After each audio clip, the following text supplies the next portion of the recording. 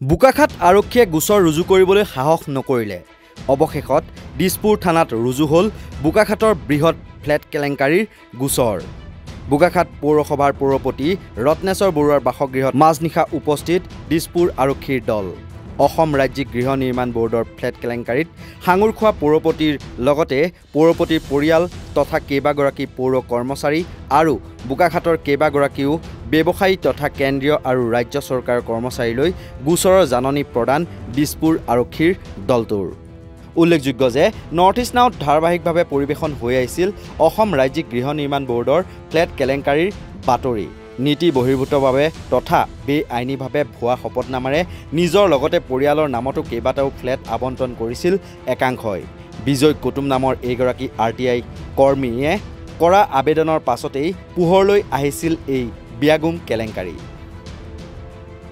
তাৰ পাছত বোকাখাত আৰক্ষী থানাত বিজয় কুটুমে এজাহাৰ দাখিল কৰিছিল যদিও গোচৰ ৰুজু কৰিবলৈ সাহস হোৱা নাছিল।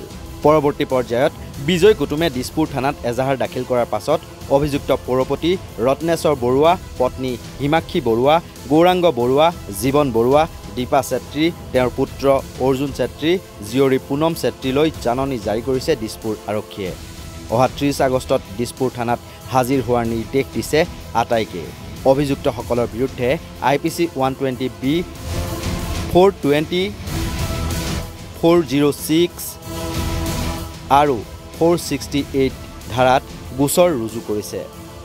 আসাম ষ্টেট হাউচিং বৰ্ডৰ যি ঘৰৰ কেলেংকাৰী, বোকাখাতৰ যি ঘৰৰ কেলেংকাৰী, আমি দিছপুৰ থানাত এখন গোচৰ দিছিলোঁ আৰু উচিত তদন্ত কৰিছে পুলিচ আৰক্ষী বিষয়াই, পঞ্জীয়ন কৰিছে, তদন্ত কৰিছে। আমি তাত আদৰণি জনাইছোঁ আৰু ভালদৰে উচিত তদন্ত হোৱাটো বিচাৰিছোঁ। আৰু তেওঁলোকে যিকেইটা ছেকশ্যন লগাইছে, যি জালিয়াতি কৰিছে, চহী জালিয়াতি কৰিছে, ডকুমেণ্ট জালিয়াতি কৰিছে আৰু ন্যায়ালয়ত ভুল তথ্য প্ৰদান কৰিছে, ভুল তথ্য প্ৰদান কৰি ৰাইজক মানে বঞ্চিত কৰিছে। এতিয়া আমি জানো বোকাখাত চিকিৎসালয়তে হওক, থানাতেই হওক, আপোনাৰ পঞ্চায়ত ডিপাৰ্টমেণ্ট, ব্লকত বিভিন্ন দিনৰ দূৰৈৰ পৰা অহা মানুহ বঞ্চিত হৈছে। তেওঁলোক ঘৰ পাব লাগে, নাৰ্ছবিলাকৰ ঘৰ বঞ্চিত হৈছে। গতিকে তেওঁলোকে পোৱা উচিত।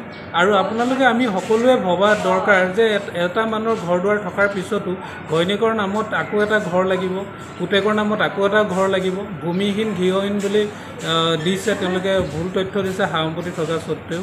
আৰু তাৰ উপৰিও দিছে আপোনাৰ নিজৰ পুতেকৰ নামতো জীয়েকৰ নামতো লৈছে, ঘৰ লৈছে, পুতেকৰ নামতো ঘৰ লৈছে, জীয়েকৰ নামতো ঘৰ লৈছে, নিজৰ ঘৰ থকাৰ স্বত্বেও।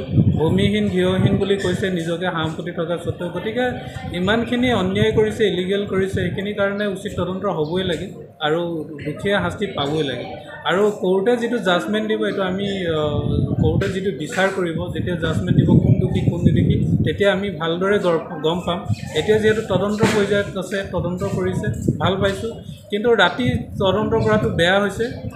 ৰাতি তদন্ত কৰাতকৈ দিনত বা আপোনাৰ জাননী দিয়াটো ভাল কথা। ঠিক তেনেকৈ আপোনাৰ যিটো ঘৰ অন্যায় কৰি লৈছে বা আসাম ষ্টেট হাউচিং বৰ্ডত যিখিনি ডকুমেণ্ট, ভুল তথ্য, ছিগনেচাৰ জালিয়াতি আৰু মাটি থকা সম্পত্তি থকা স্বত্বেও ভূমিহীন বুলি নিজকে গৃহহীন বুলি দিছে, সেইখিনি বেয়া হৈছে। গতিকে সেইখিনি আমি মানে উচিত তদন্ত হোৱাটো বিচাৰিছোঁ আৰু দোষীক শাস্তি দিয়াটো বিচাৰিছোঁ। বক্ৰপথেৰে ফ্লেট আবণ্টন কৰাসকলৰ বিৰুদ্ধে আইনে কি শাস্তিমূলক ব্যৱস্থা গ্ৰহণ কৰে সেয়া সময়ত লক্ষণীয় হ'ব। বোকাখাতৰ পৰা উত্তম শৰ্মাৰ প্ৰতিবেদন, নৰ্থ ইষ্ট নাও।